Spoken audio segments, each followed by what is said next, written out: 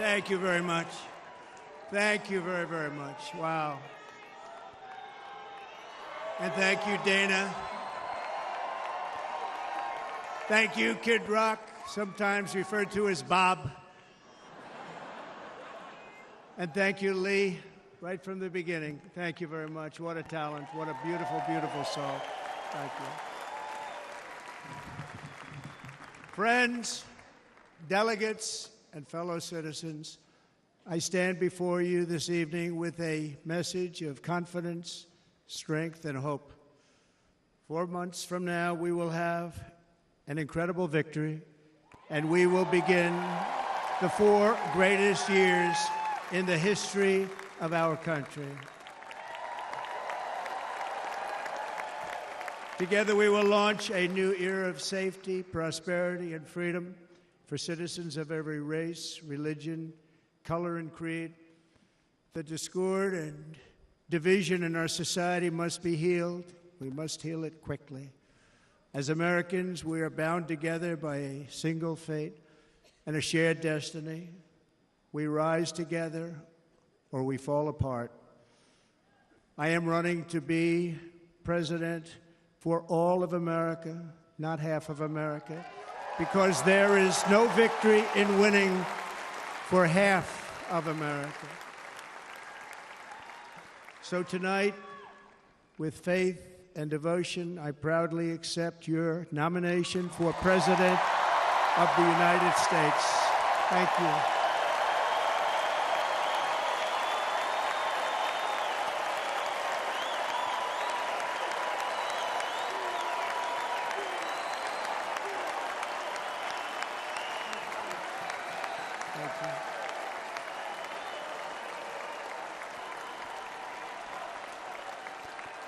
Thank you very much.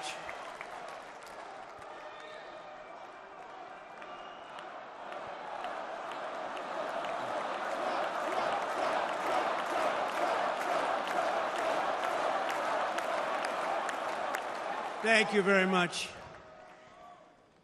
And we will do it right. We're going to do it right. Let me begin this evening by expressing my gratitude to the American people for your outpouring of love and support following the assassination attempt at my rally on Saturday.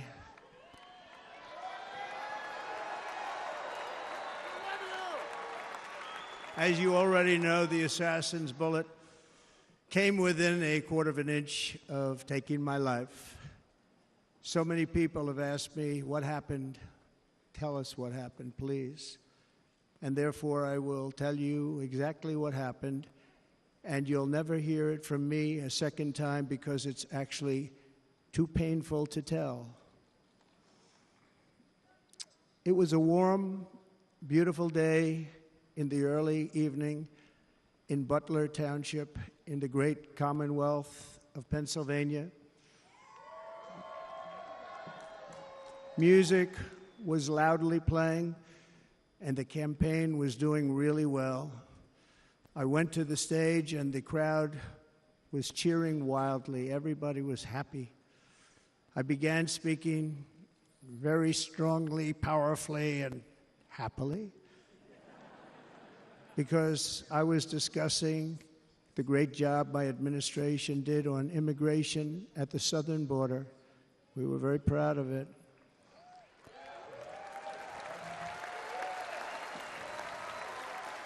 Behind me and to the right was a large screen that was displaying a chart of border crossings under my leadership. The numbers were absolutely amazing. In order to see the chart, I started to, like this, turn to my right and was ready to begin a little bit further turn, which I'm very lucky I didn't do, when I heard a loud whizzing sound and felt something hit me really, really hard on my right ear. I said to myself, wow, what was that? It can only be a bullet. and moved my right hand to my ear, brought it down. My hand was covered with blood, just absolutely blood all over the place. I immediately knew it was very serious, that we were under attack, and in one movement proceeded to drop to the ground. Bullets were continuing to fly as very brave Secret Service agents rushed to the stage, and they really did. They rushed to the stage.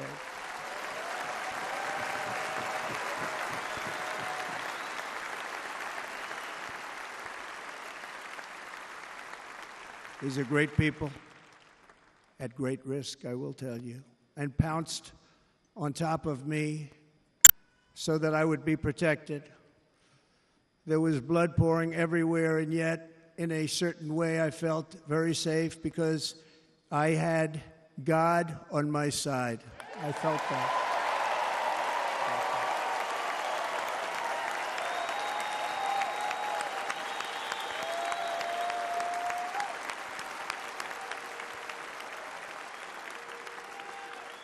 The amazing thing is that prior to the shot, if I had not moved my head at that very last instant, the assassin's bullet would have perfectly hit its mark, and I would not be here tonight. We would not be together. The most incredible aspect of what took place on that terrible evening in the fading sun was actually seen later.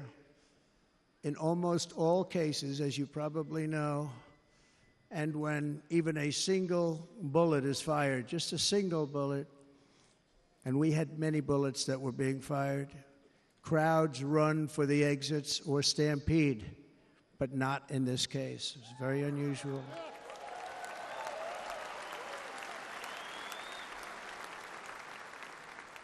This massive crowd of tens of thousands of people stood by and didn't move an inch. In fact, many of them bravely, but automatically stood up looking for where the sniper would be. They knew immediately it was a sniper. And then began pointing at him. You can see that if you look at the group behind me. That was just a small group compared to what was in front. Nobody ran, and by not stampeding, many lives were saved. But that isn't the reason that they didn't move. The reason is that they knew I was in very serious trouble. They saw it. They saw me go down.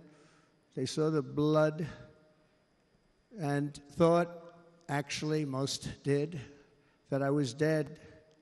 They knew it was a shot to the head. They saw the blood.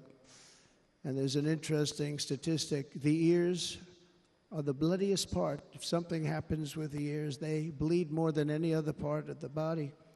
For whatever reason, the doctors told me that. I said, why is there so much blood? He said, it's the ears. They bleed more. So we learned something, but they just, this beautiful crowd, they didn't want to leave me. They knew I was in trouble. They didn't want to leave me. And you can see that love written all over their faces. Incredible people. They're incredible people. Bullets were flying over us, yet I felt serene. But now the Secret Service agents were putting themselves in peril. They were in very dangerous territory. Bullets were flying right over them, missing them by a very small amount of inches. And then it all stopped. Our Secret Service sniper, from a much greater distance and with only one bullet used, took the assassin's life, took him out.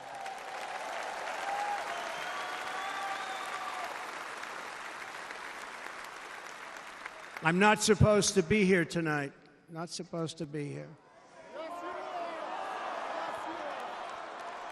No.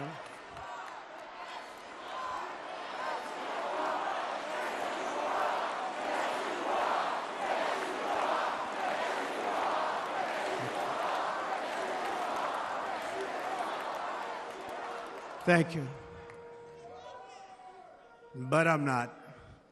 And I'll tell you, I stand before you in this arena only by the grace of Almighty God.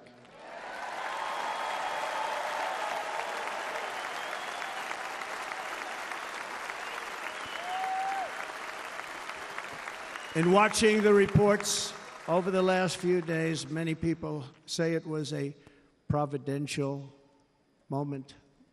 Probably was. When I rose, surrounded by Secret Service, the crowd was confused because they thought I was dead, and there was great, great sorrow. I could see that on their faces as I looked out. They didn't know I was looking out. They thought it was over. But I could see it, and I wanted to do something to let them know I was okay. I raised my right arm, looked at the thousands and thousands of people that were breathlessly waiting, and started shouting, "Fight, fight, fight."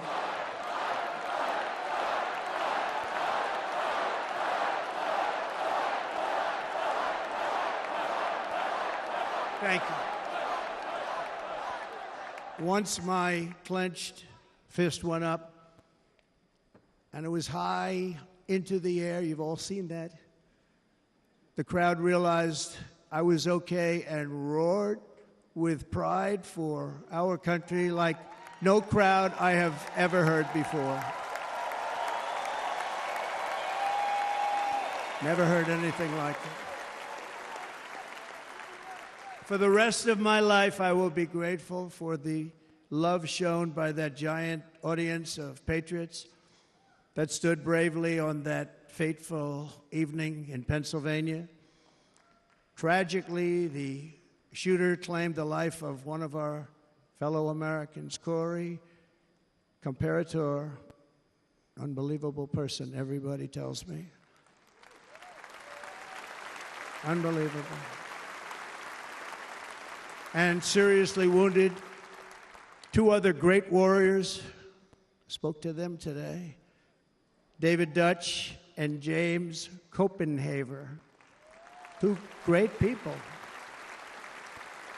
I also spoke to all three families of these tremendous people.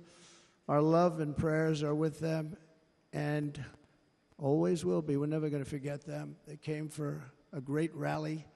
They were serious Trumpsters, I want to tell you. They were serious Trumpsters, and still are. But Corey, unfortunately, we have to use the past tense. He was incredible. He was a highly respected former fire chief, respected by everybody. Was accompanied by his wife, Helen, incredible woman. I spoke to her today, devastated, and two precious daughters. He lost his life selflessly acting as a human shield to protect them from flying bullets. He went right over the top of them and was hit. What a fine man he was.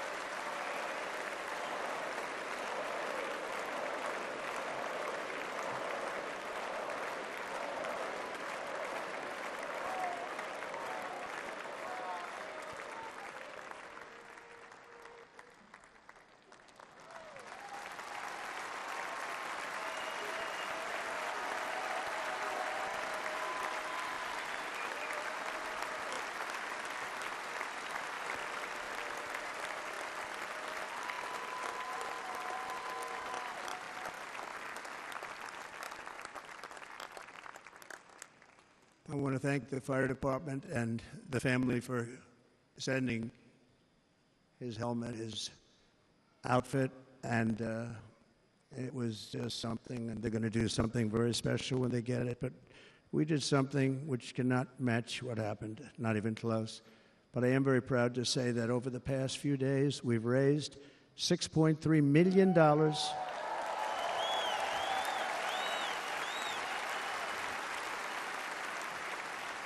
for the families of David, James, and Corey, including from a friend of mine, just called up. He sent me a check right here. I just got it. $1 million from Dan Newland. Thank you, Dan. And again, when speaking to the family, I told them, I said, well, I'm going to be sending you a lot of money, but it can't compensate. They all said the same thing. You're right, sir. We appreciate so much what you're doing, but nothing can take the place in the case of Corey. And the other two, by the way, they were very, very seriously injured, but now they're doing very well. They're going to be okay. They're going to be doing very well.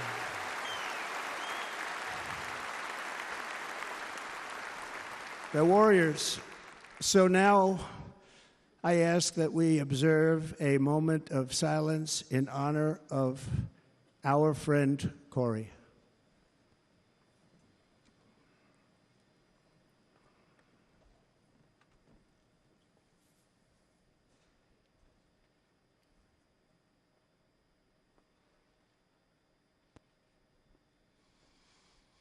There is no greater love than to lay down one's life for others.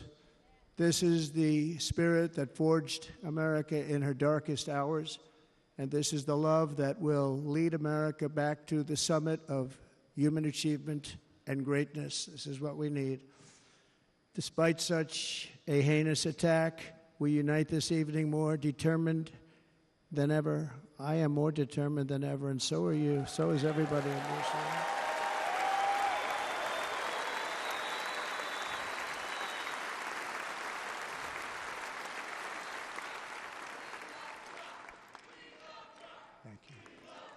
Thank you very much.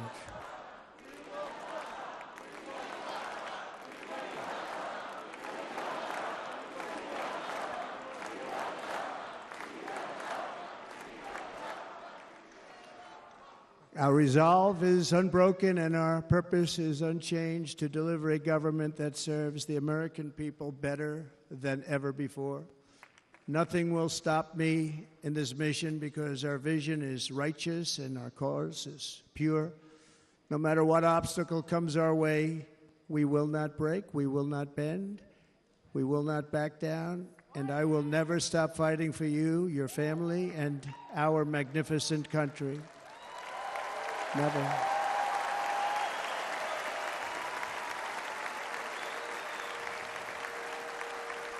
And everything I have to give with all of the energy and fight in my heart and soul, I pledge to our nation tonight. Thank you very much. I pledge that to our nation. We're going to turn our nation around, and we're going to do it very quickly. Thank you.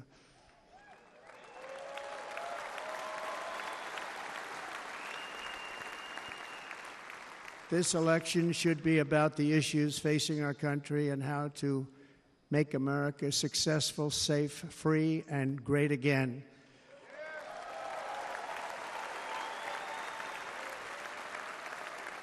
In an age when our politics too often divide us, now is the time to remember that we are all fellow citizens. We are one nation under God, indivisible, with liberty and justice for all.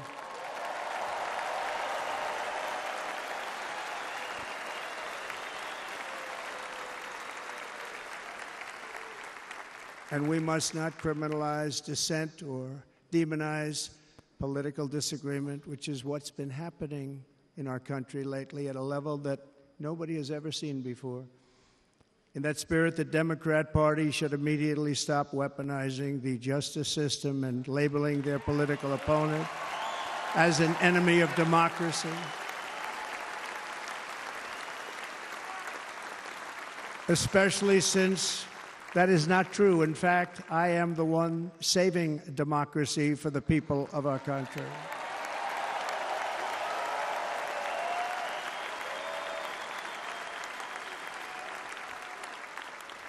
And very big news, as you probably just read, on Monday a major ruling was handed down from a highly respected federal judge in Florida, Eileen Cannon, finding that the prosecutor and the fake documents case against me were totally unconstitutional, and the entire case was thrown out of court. With all of that publicity, thrown out of court. If Democrats want to unify our country, they should drop these partisan witch hunts, which I have been going through for approximately 8 years. And they should do that without delay and allow an election to proceed that is worthy of our people. We're going to win it anyway, but worthy of our people. On this journey, I am deeply honored to be joined by my amazing wife, Melania.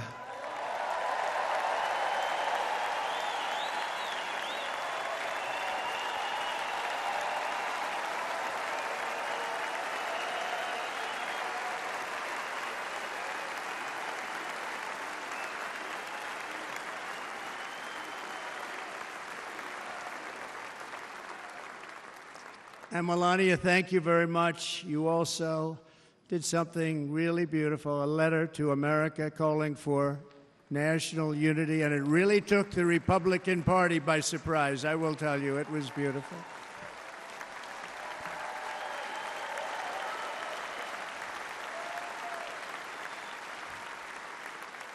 In fact, some very serious people said that we should take that letter and put it as part of the Republican platform. Ivanka and Jared, Eric and Lara, Tiffany and Michael, Barron, we love our Barron.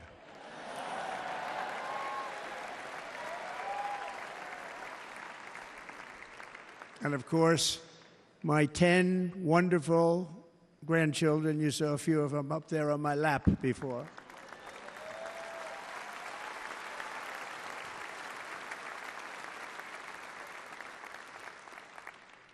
And how good was Dana? Was Dana good? I mean, was he good? He was on probably the only vacation he's had in about, maybe ever, because he works, but about 10 years with his wife, very far away. I won't tell you where, but very, very far away, beautiful place. And my people called, and he said, I won't be able to do it. This is many, many years. I promised my wife I can't do it. And they came in, they said, Dana won't be able to do it, because he was my first, second, and third choice. I said, well, that's too bad, but I understand he's away, and it's good. It's good for him.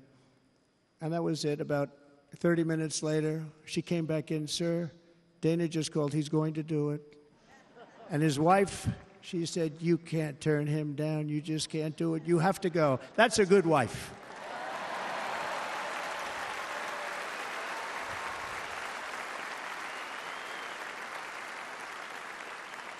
So he got on a plane. He got here a little while ago. Now he's going to get on the plane in a little while, and he's going to go back home to his wife. But they're great, and I just want to thank her and him and their whole family, because that's not easy. And Kid Rock, same thing. Called, he said, I want to be a part of it. I want to be a part, because, Kid does his great song, Big, Big Monster song. I had no idea. He became a friend of mine over the last 10 years. And he's amazing. Everyone loves him. I didn't even know how big he was. He has rallies, 35, 40,000 people he gets every time he goes out. I think he's making so much money, he doesn't know what the hell to do with it. You want to know? And then we have my other friend, and I've known him so long, and we took that song, and it was a big success, but we made that. I saw a chart of great songs to America. That was #1 on the chart recently, #1. So that's Lee Greenwood, a very special, beautiful person. He's a beautiful man. But they all wanted to be here. They called. And how about the Hulkster? How good was he? Is he up? Where is he? Boy, oh boy.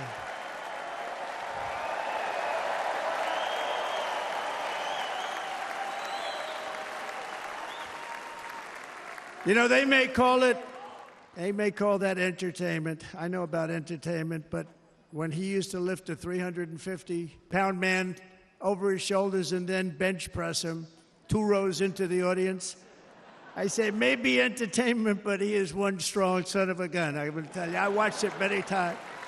There aren't a lot of entertainers that can do that, right? You were fantastic. Thank you very much. Followed by Eric. What was that all about? Boy, that was good. I didn't want to really come up here. But he was so great, and he's such a good young man. He went through a lot of trouble, and Don last night was incredible. They went through so much trouble. They got subpoenaed more than any people probably in the history of the United States. Every week they get another subpoena from the Democrats, crazy Nancy Pelosi, the whole thing, just boom, boom, boom. They've got to stop that because they're destroying our country. We have to work on making America great again, not on beating people. And we won. We beat them in all. We beat them on the impeachments. We beat them on indictments. We beat them. But the time that you have to spend, if they would devote that genius to helping our country, we'd have a much stronger and better country.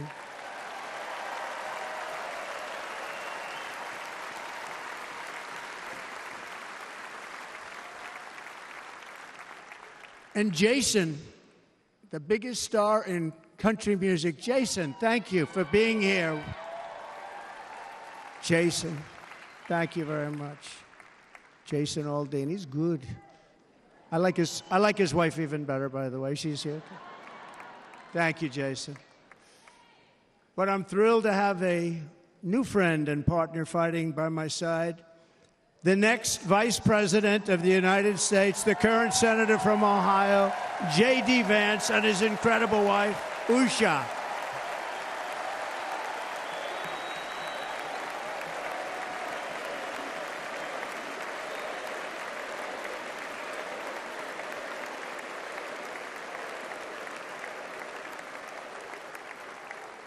He's going to be a great Vice President. He's going to be great. He'll be with this country and with this movement, greatest movement in the history of our country, Make America Great Again. When they criticize it, they say, we're going to try and stop MAGA. I said, MAGA is Make America Great Again. What are you going to stop? There's nothing to stop. Then they say, oh, that's right. It's very tough to fight it. And all of the people that did try and fight it have failed. But he's going to be with us for a long time, and it was an honor to select him. Great, great student at Yale. His wife was a great student at Yale. They met at Yale. These are two smart people. So, J.D., you're going to be doing this for a long time. Enjoy the ride.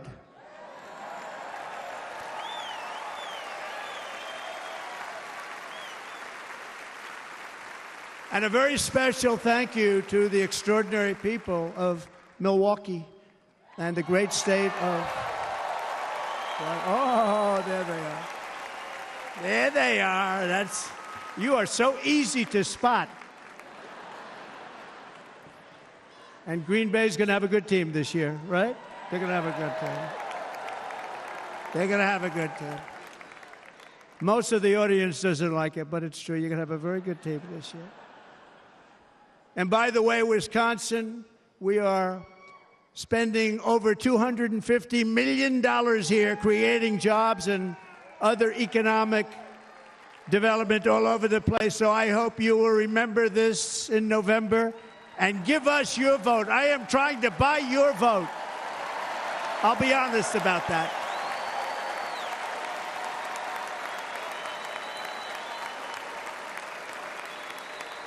And I promise we will make Wisconsin great again. We're going to make it.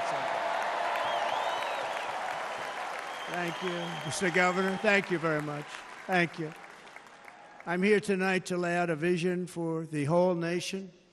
To every citizen, whether you're a young or old man or woman, Democrat, Republican, or independent, black or white, Asian or Hispanic, I extend to you a hand of loyalty and of friendship.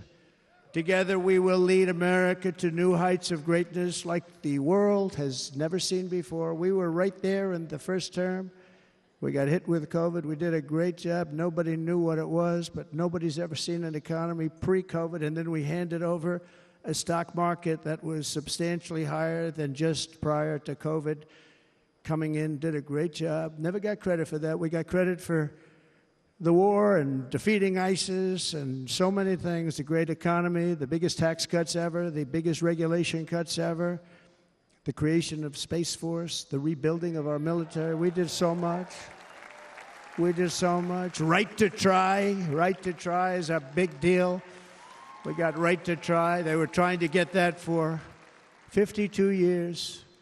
Somebody's terminally ill, and hopefully there's nobody in this audience, but it does happen a lot. They're terminally ill and they can't use our new space-age drugs and other things that we are way ahead. We have the greatest doctors in the world, the greatest laboratories in the world, and you can't do it. They've been trying to get that approved for 52 years. Wasn't that easy? The insurance companies didn't want to do it. They didn't want the risk. The labs didn't want to do it because if it didn't work, people are pretty far down the line toward death. They didn't want to do it. The doctors didn't want to have it on their records, so I got everybody into an office. 52 years they tried. Sounds simple, but it's not. And I got them to agree that somebody that needs it will, instead of going to Asia, Europe, or someplace, or if you have no money, going home and dying, just die. We got them to sign an agreement, agree to it, where they're not going to sue anybody. They're going to get all of this stuff. They're going to get it really fast. And what's happened is we're saving thousands and thousands of lives. It's incredible. Right to try. It's a great feeling. Under our leadership, the United States will be respected again. No nation will question our power. No enemy will doubt our might. Our borders will be totally secure. Our economy will soar. We will return law and order to our streets, patriotism to our schools, and importantly, we will restore peace, stability, and harmony all throughout the world. But to achieve this future, we must first rescue our nation from failed and even incompetent leadership. We have totally incompetent leadership. This will be the most important election in the history of our country. Under the current administration, we are indeed a nation in decline. We have an inflation crisis that is making life unaffordable, ravaging the incomes of working and low-income families, and crushing, just simply crushing our people like never before. They've never seen anything like it. We also have an illegal immigration crisis, and it's taking place right now as we sit here in this beautiful arena. It's a massive invasion at our southern border that has spread misery, crime, poverty, disease, and destruction to communities all across our land. Nobody's ever seen anything like it.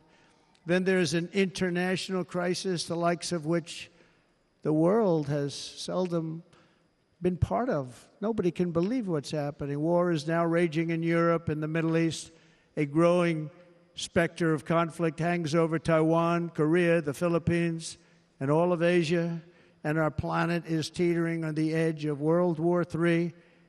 And this will be a war like no other war because of weaponry. The weapons are no longer army tanks going back and forth shooting at each other. These weapons are obliteration.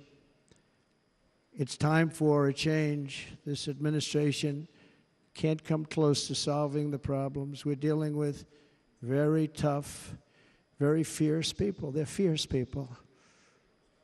And we don't have fierce people. We have people that are a lot less than fierce, except when it comes to cheating on elections and a couple of other things. Then they're fierce. Then they're fierce. So tonight, I make this pledge to the great people of America. I will end the devastating inflation crisis immediately, bring down interest rates, and lower the cost of energy. We will drill, baby, drill.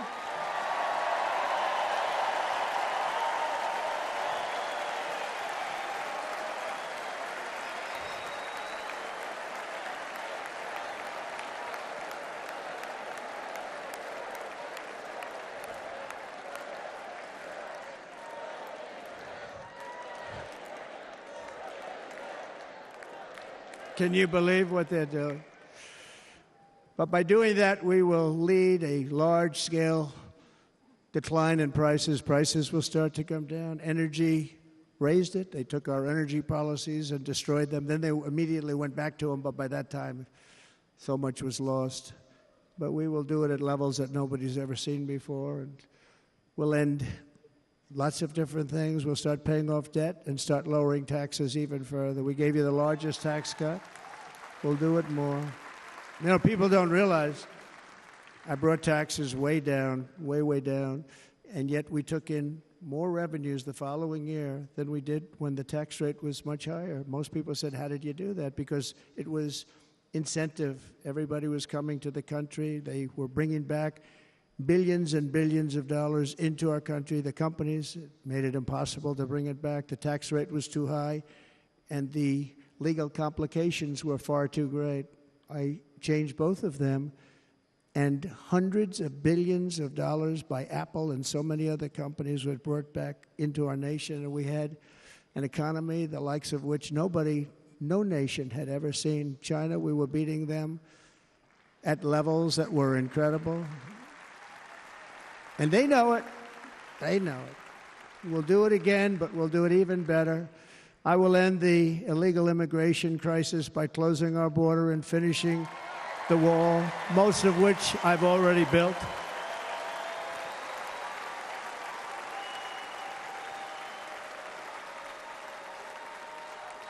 On the wall, we were dealing with a very difficult Congress, and I said, oh, that's okay, we won't go to Congress. I call it an invasion. We gave our military almost $800 billion. I said, I'm going to take a little of that money because this is an invasion, and we built, most of the wall is already built, and we built it through using the funds because what's better than that? We have to stop the invasion into our country that's killing hundreds of thousands of people a year. We're not going to let that happen. I will end every single international crisis that the current administration has created, including the horrible war with Russia and Ukraine, which would have never happened if I was president, and the war caused by the attack on Israel, which would have never happened if I was president. Iran was broke. Iran had no money. Now Iran has $250 billion. They made it all over the last 2.5 years. They were broke. I watched the other day on a show called Deface the Nation. Has anyone seen it?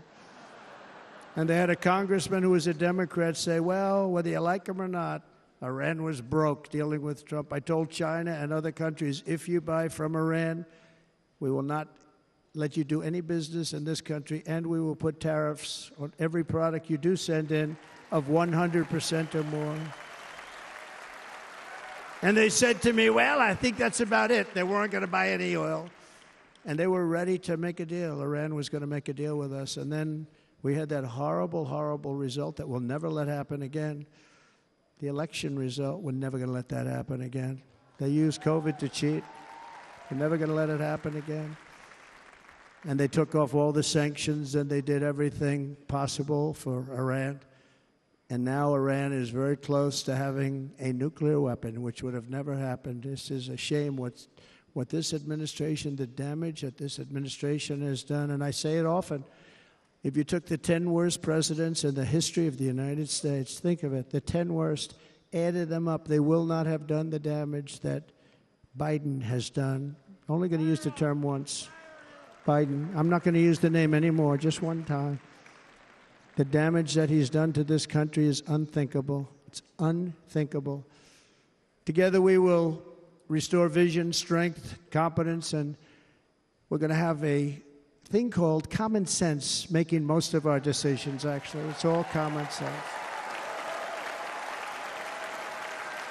Just a few short years ago, under my presidency, we had the most secure border and best economy in the history of our country, in the history of the world. We had the greatest economy in the history of the world.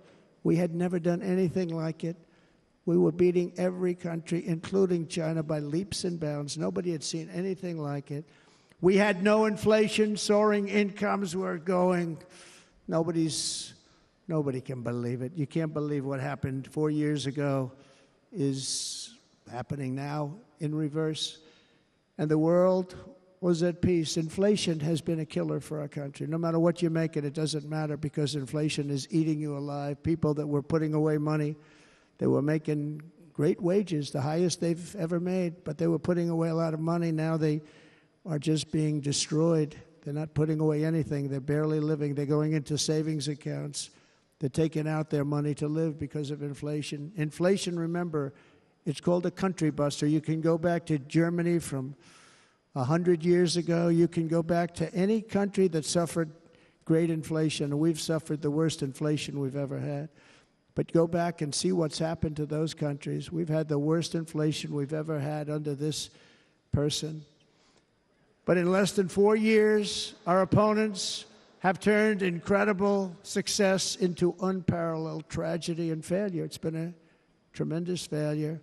Today, our cities are flooded with illegal aliens.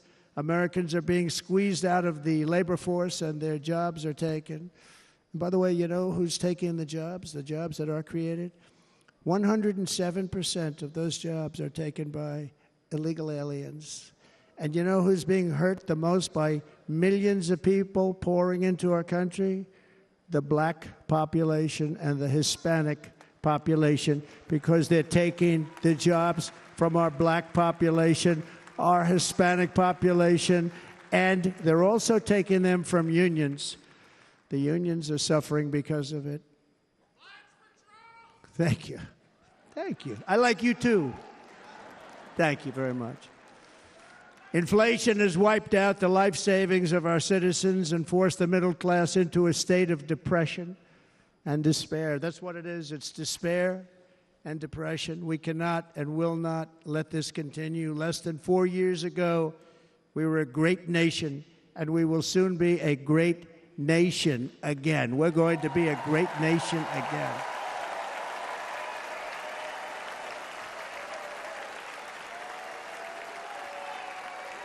Thank you. With proper leadership, every disaster we are now enduring will be fixed, and it will be fixed very, very quickly.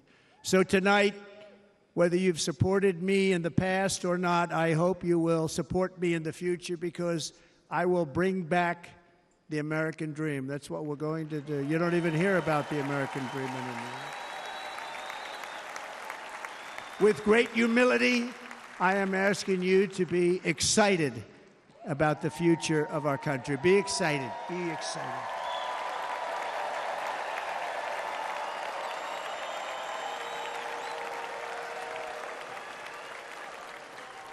And by the way, the news reports, look at all of those big networks. Look at them. They're all here. But every one of them has said this could be the most organized, best run, and most enthusiastic convention of either party that they've ever seen. Every single one.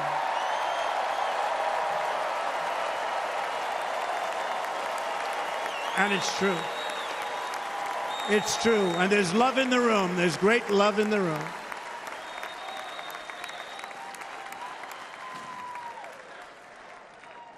So I better finish strong. Otherwise, we'll blow it, and we can't let that happen.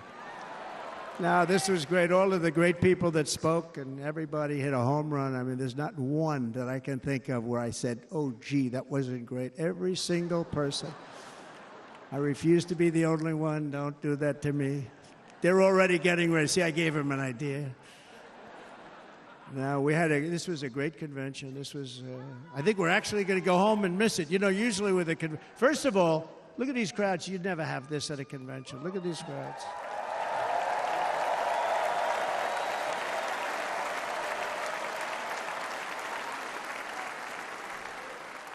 Love. It's about love. This week, the entire Republican Party has formally adopted an agenda for America's renewal, and you saw that agenda. And it's very short compared to the long, boring, meaningless agendas of the past, including the Democrats. They write these things that are hundreds of pages long, and they never read them after they're done.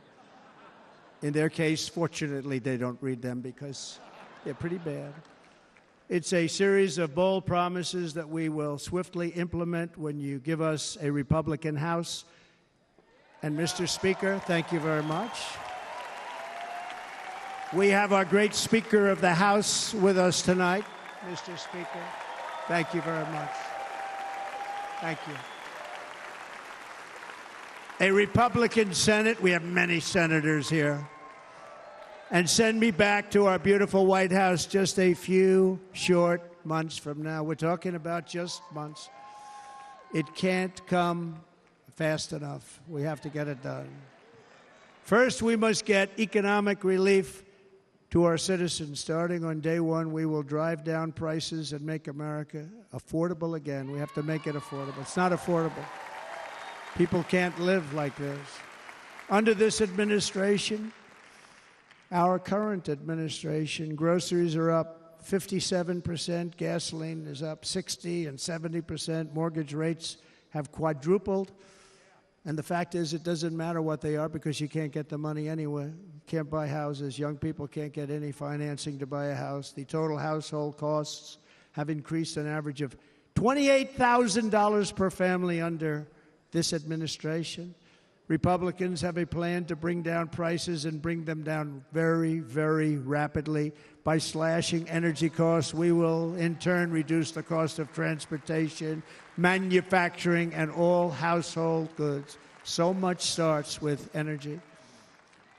And remember, we have more liquid gold under our feet than any other country by far. We are a nation that has the opportunity to make an absolute fortune with its energy. We have it, and China doesn't. Under the Trump administration, just 3.5 years ago, we were energy independent. But soon, we will actually be better than that. We will be energy dominant and supply not only ourselves, but we will supply the rest of the world with numbers that nobody has ever seen, and we will reduce our debt, $36 trillion. We will start reducing that, and we will also reduce your taxes still further. Next, and by the way, they want to raise your taxes 4 times, think of it. And all my life I grew up watching politicians. I always loved politics, I guess. I was on the other side. I'd watch, and they were always talking about, we will give you a tax cut. We will give you a tax cut. My whole life I was watching, I will give you a tax cut, right, Mr. Congressman? That's all they talked about. This is the only administration that said, we're going to raise your taxes by 4 times what you're paying now, and people are supposed to vote for them? I've never heard it. You're paying too much. We're going to reduce your taxes still further. We gave you the biggest one, as I said. We're going to give you more, and it's going to lead to tremendous growth. We want growth in our country. That's what's going to pay off our debt. And next, we will end the ridiculous and actually incredible waste of taxpayer dollars that is fueling the inflation crisis. They spent trillions of dollars on things having to do with the Green New Scam. It's a scam. And that's caused tremendous inflationary pressures in addition to the cost of energy.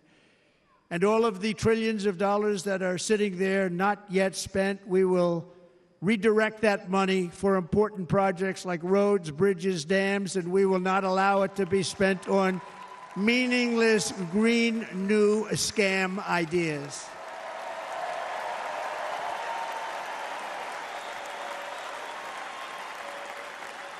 And I will end the electric vehicle mandate on day one.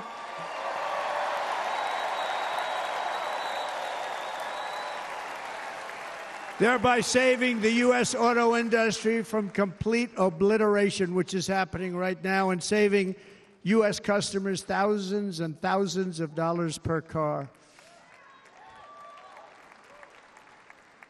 And right now, as we speak, large factories just started are being built across the border in Mexico. So with all the other things happening on our border, and they're being built by China to make cars and to sell them into our country. No tax, no anything.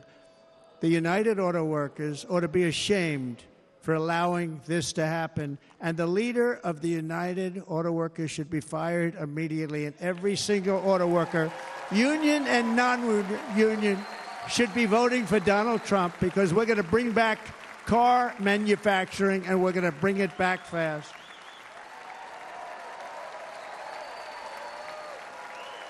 They're building some of the largest auto plants anywhere in the world. Think of it. in the world, and we're going to bring it back. We're going to make them. We don't mind that happening, but those plants are going to be built in the United States, and our people are going to man those plants.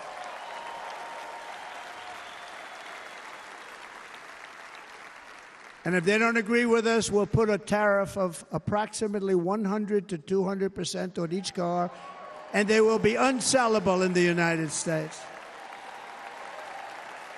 We have long been taken advantage of by other countries. And think of it, oftentimes these other countries are considered so-called allies. They've taken advantage of us for years. We lose jobs, we lose revenue, and they gain everything and wipe out our businesses, wipe out our people. I stopped it for 4 years. I stopped it, and we're really ready to make changes like nobody had seen before. And remember, USMCA, I got rid of NAFTA, the worst trade deal ever made, and replaced it with USMCA, which is, they say, the best trade deal ever made. Actually, probably the best trade deal was the deal I made with China, where they buy $50 billion worth of our product. They were buying nothing. They buy $50 billion worth. They had to. But I don't even talk about it because of COVID. I don't even mention it, frankly, because of what happened with the China virus.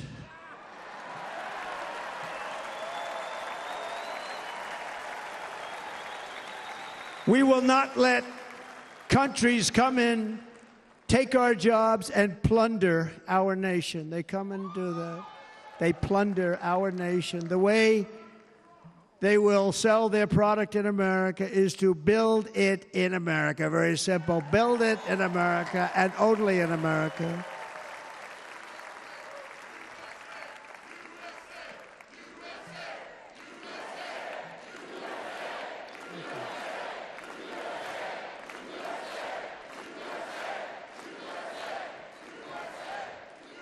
And this very simple formula in Congress has to go along with us, and they will. This very simple formula will create massive numbers of jobs. We will take over the auto industry again, and many, many, hundreds of thousands of jobs. We lost so many jobs over the years. If you go back 20, 25 years, they've stolen, going to China and Mexico, about 68% of our auto industry manufacturing jobs. We're going to get them all back. We're going to get them all back, every one of them. At the center of our plan for economic relief are massive tax cuts for workers that include something else that's turned out to be very popular, actually. Here it's very popular, in this building and all those hotels that I saw that are so nice. I'm staying in a nice one. It's called no tax on tips. No tax on tips. No tax on tips.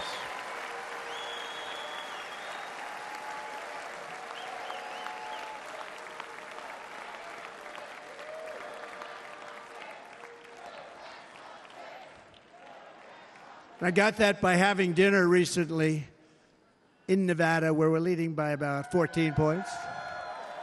Hello. I'll see you there very soon, everybody.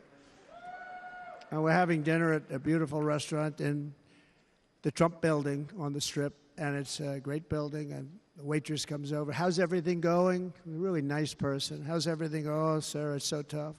The government's after me all the time on tips, tips, tips. I said, well, they give you cash. Would they be able to find him? She said, actually, and I didn't know this, she said, very little cash is given. It's all put right on the check. And they come in and they take so much of our money, it's just ridiculous, and they don't believe anything we say. And they've just hired, as you know, 88,000 agents to go after them even more. And I said, this shows the level of my, most people go out, they hire consultants, they pay them millions of dollars. But I said to her, let me just ask you a question. Would you be happy if you had no tax on tips? She said, what a great idea. I got my information from a very smart waitress. That's better than spending millions of dollars. And everybody loves it. Waitresses and caddies and drivers and everybody. It's a large group of people that are being really hurt badly. They make money, let them keep their money. I'm going to protect Social Security and Medicare. Democrats are going to destroy Social Security and Medicare because all of these people, by the millions they're coming in, they're going to be on Social Security and Medicare and other things, and you're not able to afford it. They are destroying your Social Security and your Medicare. Under my plan, incomes will skyrocket, inflation will vanish completely, jobs will come roaring back, and the middle class will prosper like never, ever before, and we're going to do it very rapidly.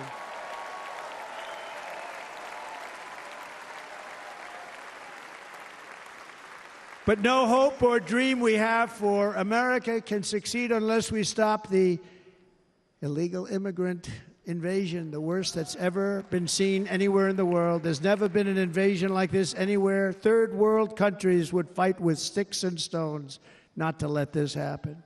The invasion at our southern border, we will stop it, and we will stop it quickly. You heard Tom Homan yesterday. Tom Homan, put him in charge and just sit back and watch. Brandon Judd, the Border Patrol, he's incredible. These guys, you know, they really, their job is a lot easier if they don't have to do anything, but they want to. They're patriots. Brandon Judd, Border Patrol, ICE. ICE goes out. You have to see what ICE does with MS-13. You have these are probably the worst gang, and ICE goes in there. And I know a lot of people in these rows here, and they're very tough people, but they don't want to do this job. They'll go into a pack of MS-13 killers. They're the worst, probably the worst gangs in the world. We have thousands of them. I moved thousands and thousands out in my 4 years. We moved them out, and it was a pleasure. But ICE would go right into a pack of these killers, and you see fists flying, you see everything flying, and then they take them. They put them in a paddy wagon. They take them back, and they get them out of our country. And the other countries weren't accepting them back, and I called up, and I said, tell them that we're not giving them economic aid anymore. And the next day, I got calls from all of these countries that were terminated. Billions of dollars we spend on economic aid to countries that does us, frankly, no good. And the next day, I was called by everybody. I couldn't take all the calls. Sir, what's the problem? I said, you won't take your killers back that you sent in caravans into America. You won't take them back. Well, sir, if you'd like us to, we would give very serious consideration to doing that. And within 24 hours, they were being taken back. For years and years, when I first came in, they said President Obama tried to get him to go back, and they wouldn't accept him. They'd put planes on the runway so you couldn't leave the plane. They'd close the road so you couldn't take the buses. They'd all have to turn back. As soon as I said no more economic aid of any kind to any country that does that, they called back and they said, sir, it would be our great honor to take MS to end this border nightmare and fully restore the sacred and sovereign borders of the United States of America, and we're going to do that on day one.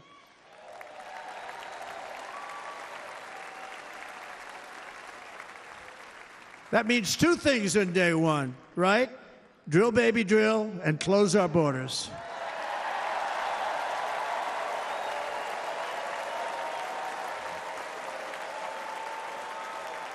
And by the way, and I think everybody as a Republican, as a patriot in this room, and most Democrats, we want people to come into our country, but they have to come into our country legally.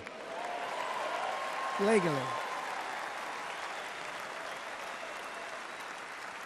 Less than 4 years ago, I handed this administration the strongest border in American history. But you can see on the chart that saved my life, that was the chart that saved my life. I said, look it, I'm so proud of it. I think it's one of the greatest, it was done by the Border Patrol, one of the greatest charts I've ever seen. It showed everything just like that. You know the chart. Oh, there it is. That's pretty good. Wow. Last time I put up that chart, I never really got to look at it.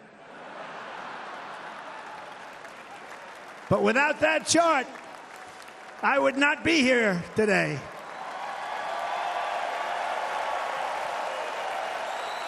Never got to look at it.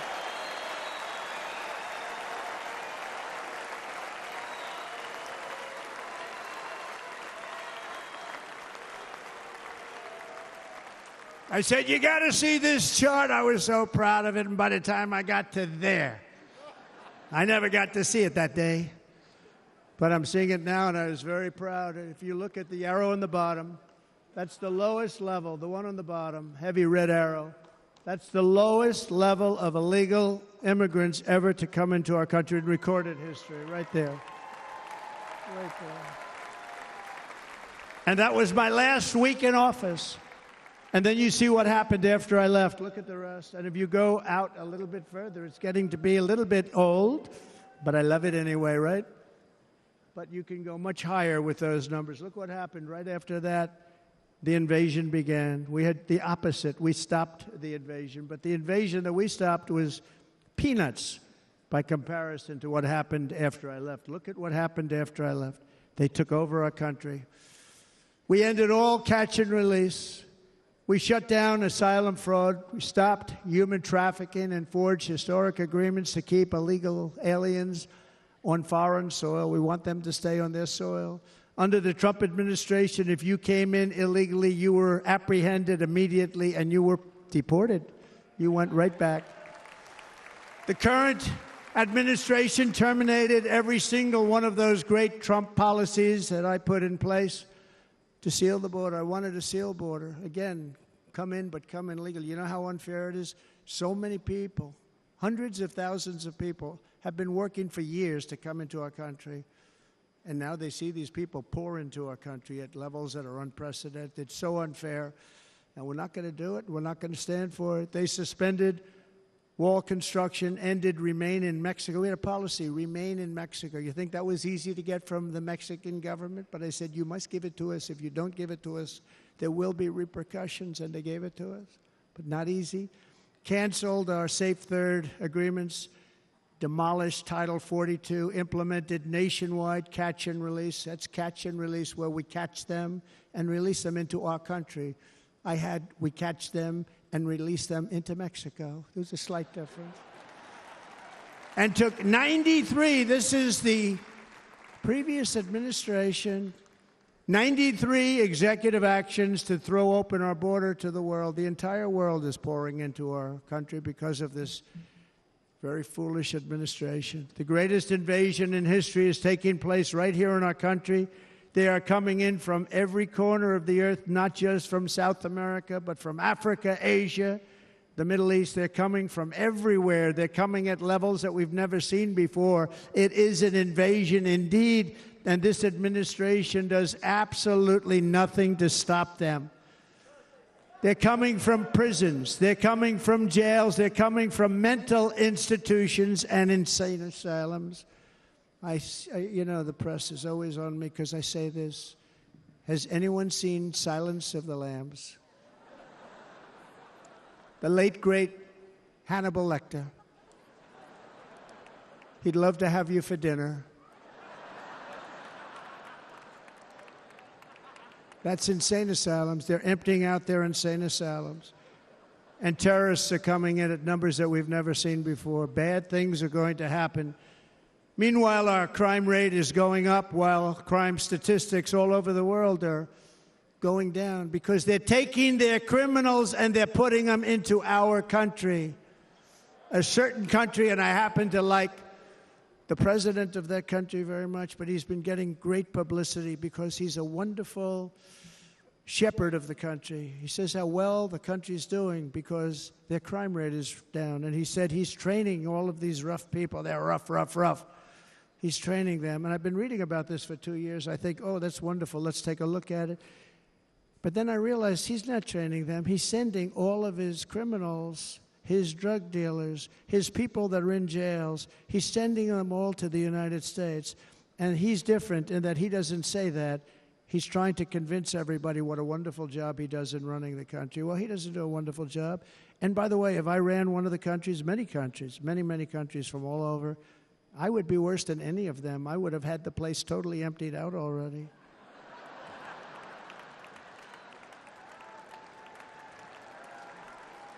But we become a dumping ground for the rest of the world, which is laughing at us. They think we're stupid. And they can't believe that they're getting away with what they're getting away with, but they're not going to be getting away with it for long. That's what I can tell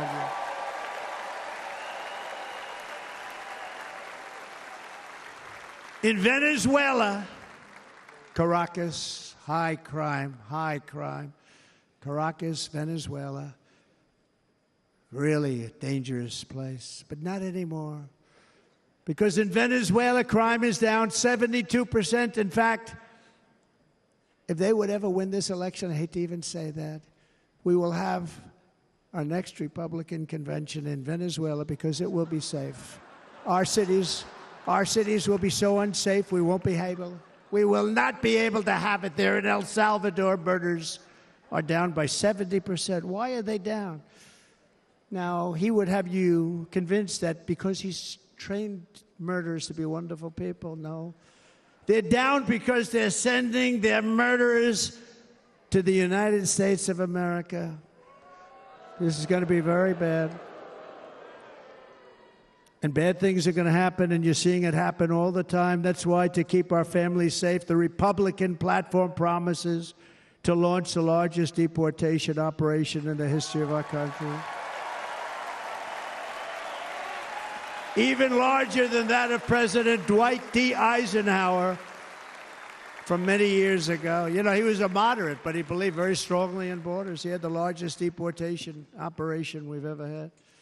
Just recently, I spoke to the grieving mother of Jocelyn Nungary, a wonderful woman, a precious 12-year-old girl from Houston who last month was tied up, assaulted, and strangled to death after walking to the convenience store just a block away from her house.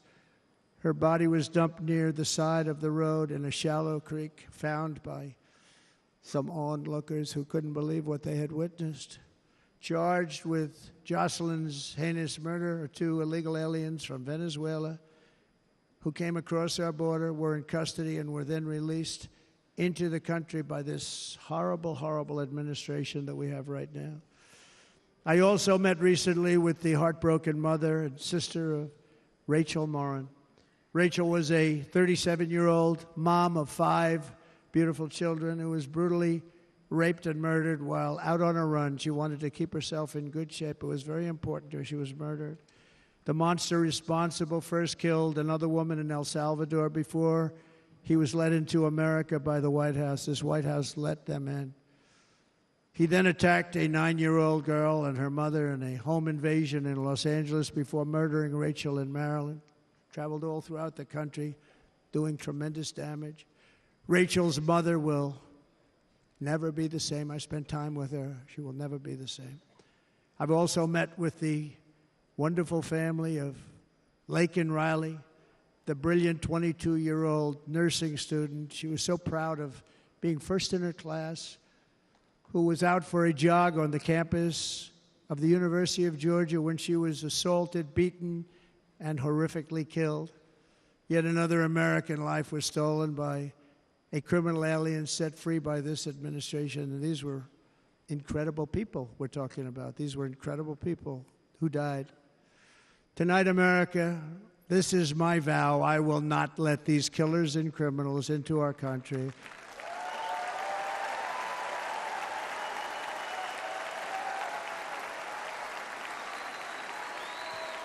I will keep our sons and daughters safe.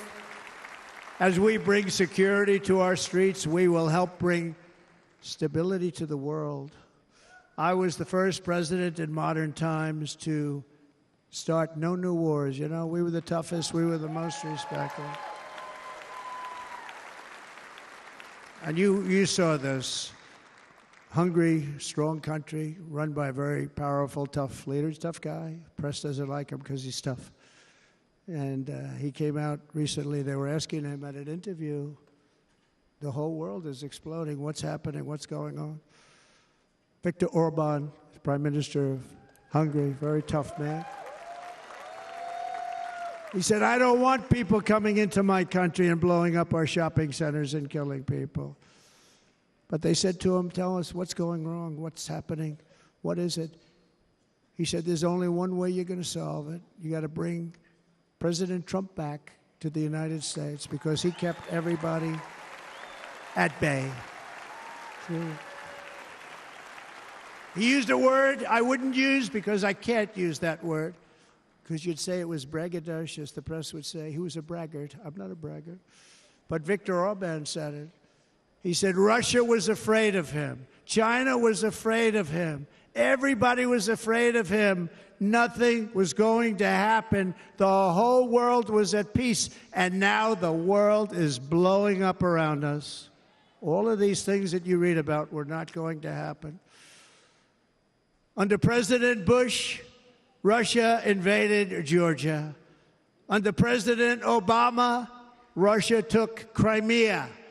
Under the current administration, Russia is after all of Ukraine.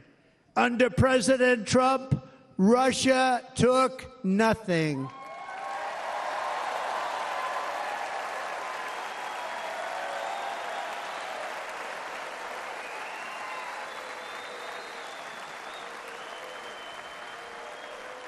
We defeated 100% of ISIS in Syria and Iraq, something that was said to take 5 years, sir. It'll take 5 years, sir. We did it in a matter of a couple of months. We have a great military. Our military is not woke. It's just some of the fools on top that are woke.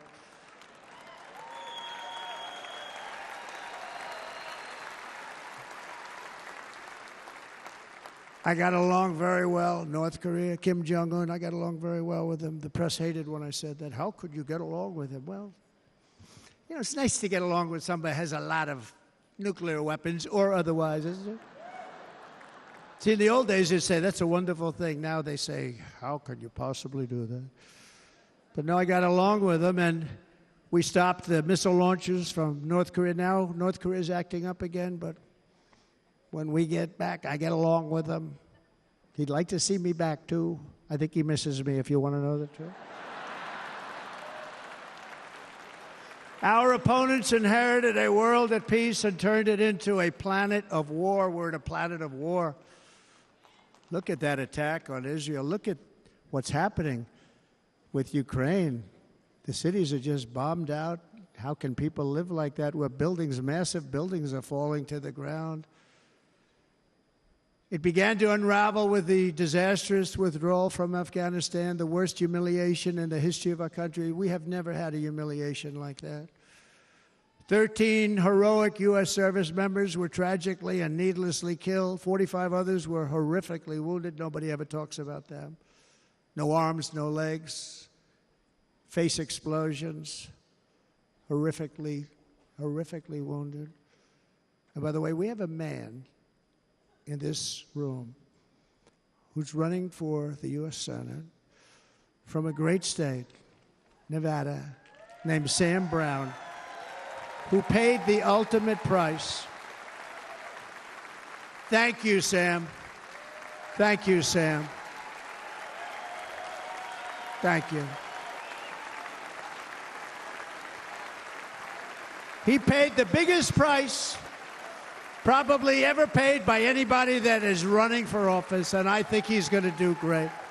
He's running against a person that is not good, not respected, a total lightweight.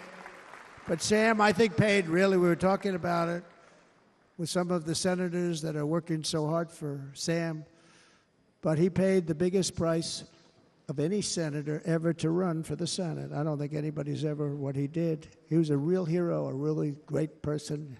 And he's running, and I hope that everybody gets out and votes for Sam Brown.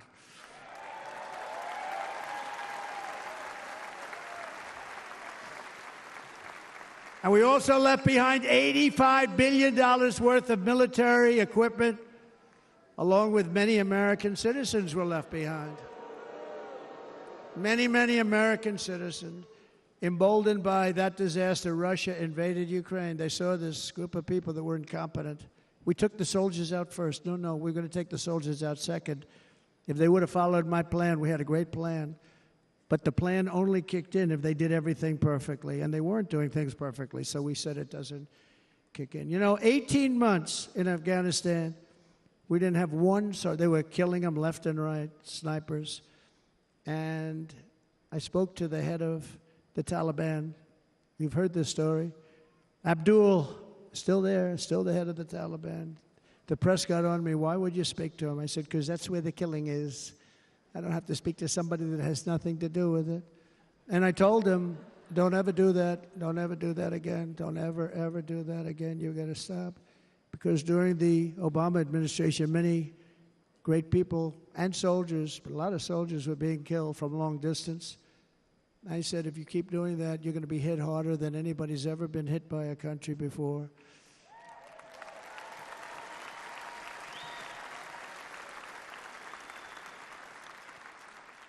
And he said, I understand, Your Excellency. He called me Your Excellency.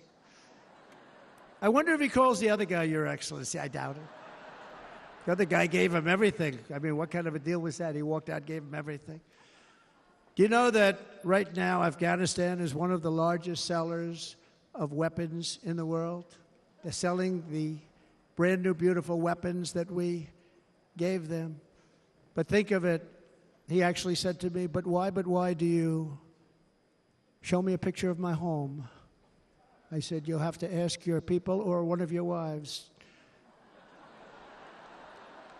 But he could figure it out. And for 18 months, we had not one attack on an American soldier by the Taliban. 18 months.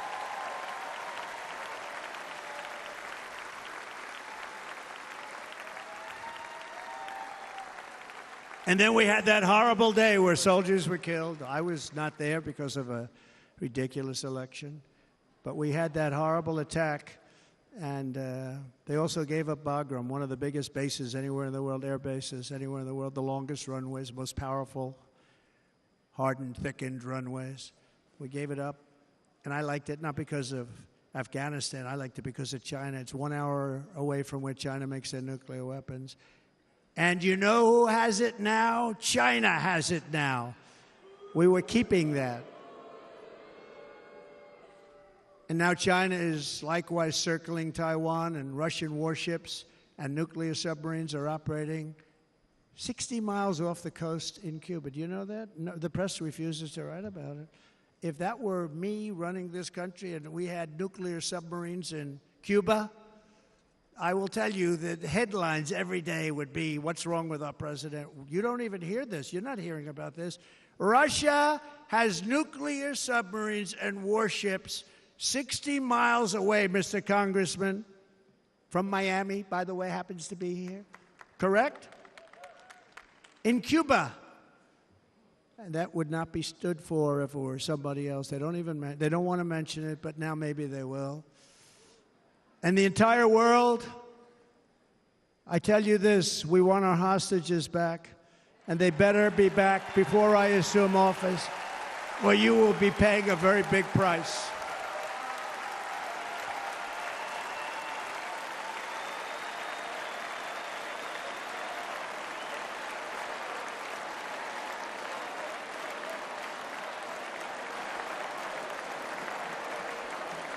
With our victory in November, the years of war, weakness, and chaos will be over. I don't have wars. I had no wars other than ISIS, which I defeated, but that was a war that was started. We had no wars. I could stop wars with a telephone call. I could stop wars with just a telephone call. If properly stated, it would never start. We will replenish our military and build an Iron Dome missile defense system to ensure that no enemy can strike our homeland. And this great Iron Dome will be built entirely in the USA. We're going to build it in the USA. And Wisconsin,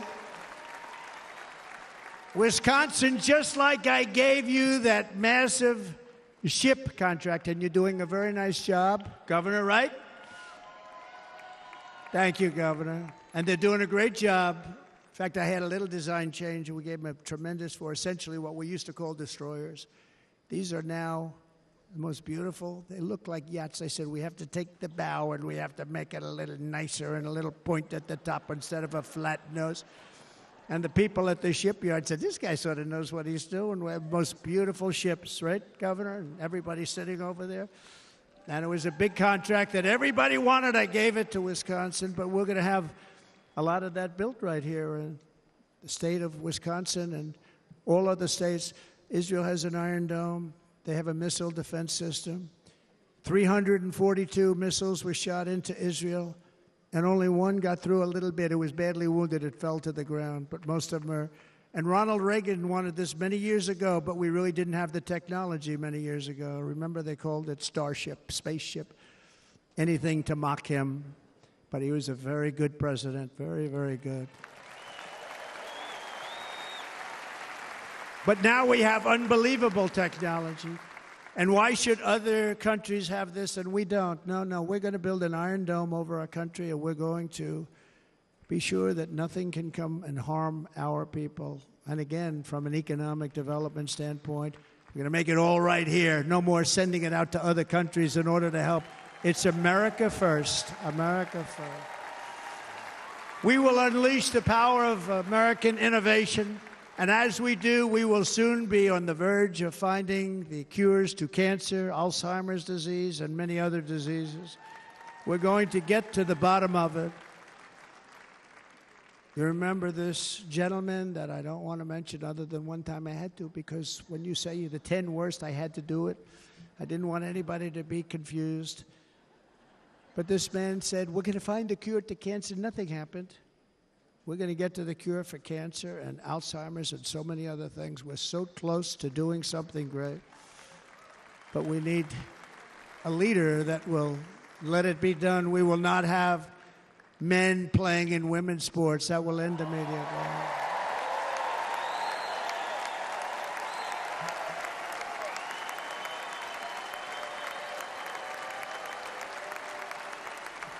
And we will restore and renovate our nation's once great cities, making them safe, clean, and beautiful again.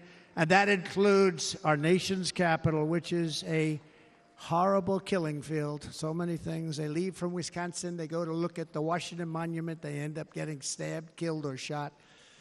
We will be very soon very proud of our capital, again, Washington, D.C.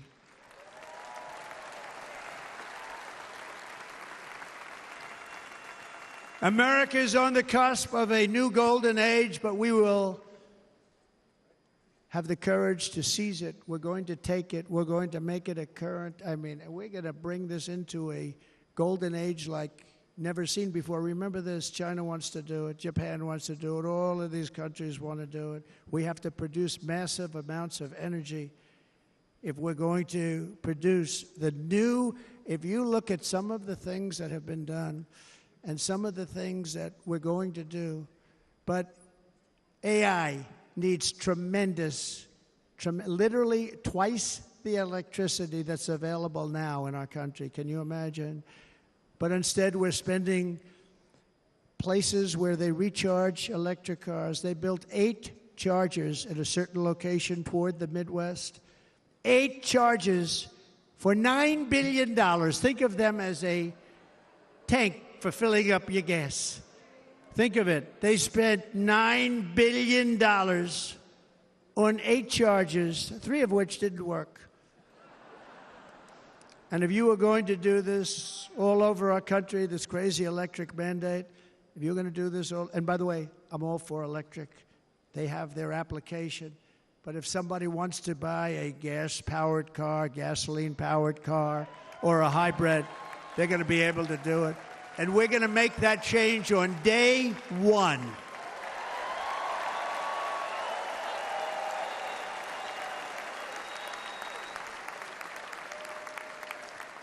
So to conclude, just a few short days ago, my journey with you nearly ended. We know that. And yet, here we are tonight, all gathered together, talking about the future, promise, and a total renewal of a thing we love very much. It's called America. We live in a world of miracles. None of us knows God's plan or where life's adventure will take us. I want to thank Franklin Graham for being here tonight. He's an outstanding man.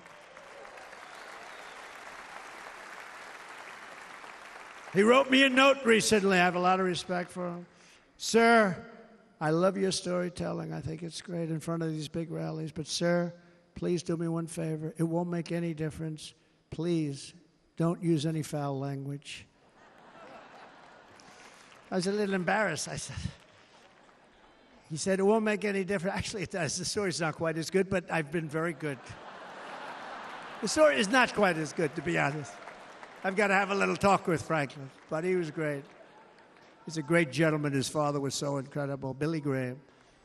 My father used to love taking me to see Billy Graham. My father would take me to see Billy Graham at Yankee Stadium.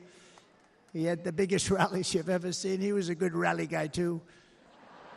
But he'd get up, and he was a fantastic guy. My father loved Billy Graham.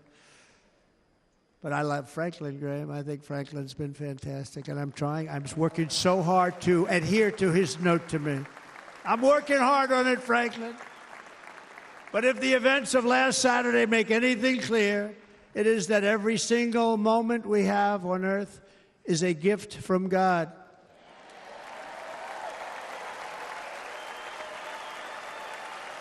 We have to make the most of every day for the people and for the country that we love. The attacker in Pennsylvania wanted to stop our movement, but the truth is the movement has never been about me. It has always been about you. It's your movement. It's the biggest movement in the history of our country by far. Can't be stopped. It can't be stopped. It has always been about the hardworking, patriotic citizens of America. For too long, our nation has settled for too little. We settled for too little. We've given everything to other nations, to other people. You have been told to lower your expectations and to accept less for your families. I am here tonight with the opposite message. Your expectations are not big enough. They're not big enough. It is time to start expecting and demanding the best leadership in the world, leadership that is bold, dynamic, relentless, and fearless. We can do that. We are Americans. Ambition is our heritage. Greatness is our birthright. But as long as our energies are spent fighting each other, our destiny will remain out of reach, and that's not acceptable. We must instead take that energy and use it to realize our country's true potential and write our own thrilling chapter of the American story. We can do it together. We will unite. We are going to come together, and success will bring us together.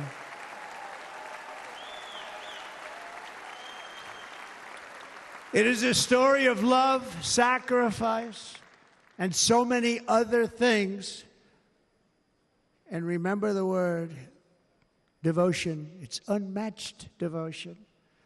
Our American ancestors crossed the Delaware, survived the icy winter at Valley Forge, and defeated a mighty empire to establish our cherished republic. They fought so hard, they lost so many. They pushed thousands and thousands of miles across a dangerous frontier, taming the wilderness to build a life and a magnificent home for their family. They packed their families into covered wagons, trekked across hazardous trails, scaled towering mountains, and braved rivers and rapids to stake their claim on the wide-open, new, and very beautiful frontier. When our way of life was threatened, American patriots marched onto the battlefield, raced into enemy strongholds, and stared down death and stared down those enemies to keep alive the flame of freedom.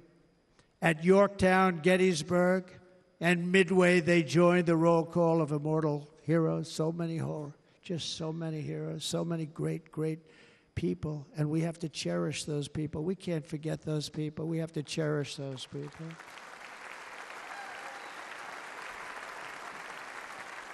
And building monuments to those great people is a good thing, not a bad thing. They saved our country. No challenge was too much. No hardship was too great. No enemy was too fierce. Together, these patriots soldiered on and endured, and they prevailed because they had faith in each other, faith in their country, and above all, they had faith in their God.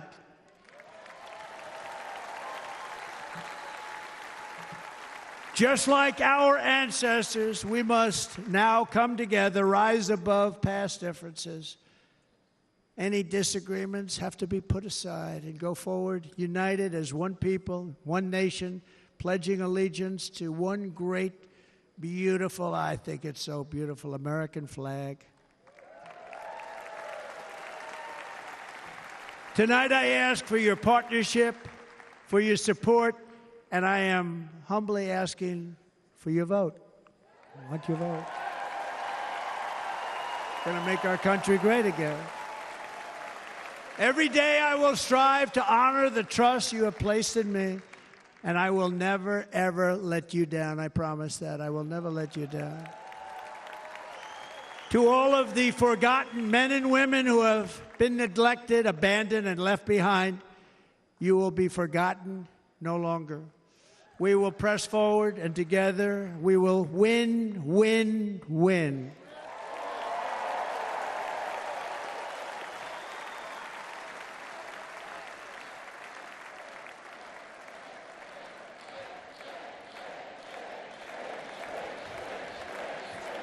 Win, win, win, win, win, win.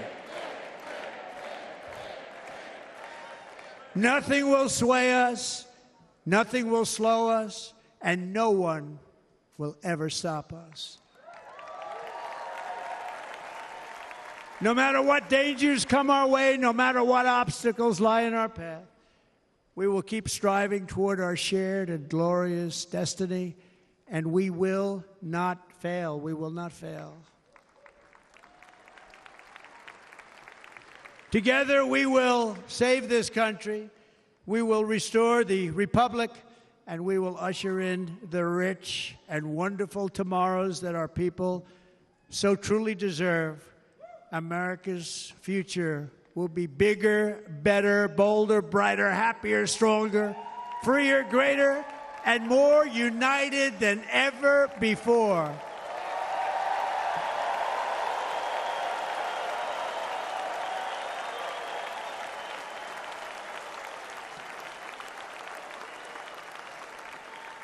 And quite simply put, we will very quickly make America great again. Thank you very much. Thank you very much. Wisconsin, God bless you. God bless you, Wisconsin, and God bless the United States of America, our great country. Thank you very much, everybody. Thank you.